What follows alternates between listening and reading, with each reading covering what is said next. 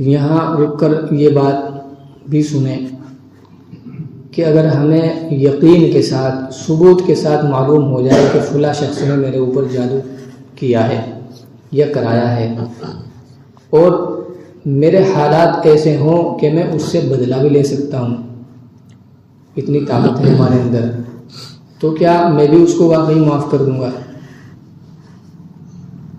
یہ ذرا سوچنے کی بات ہے۔ یہ نبی صلی اللہ علیہ وسلم کے اخلاق ہیں، یہ محمد رسول اللہ صلی اللہ علیہ وسلم کے اخلاق ہیں۔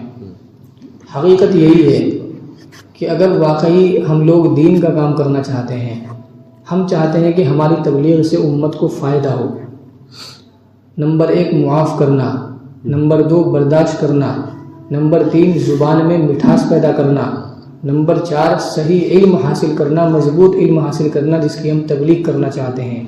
یہ 4-5 چیزیں بہت ضروری ہیں۔ ان کو آپ بالکل بنیاد بھی کہہ سکتے ہیں، ان کو آپ ارکان بھی کہہ سکتے ہیں۔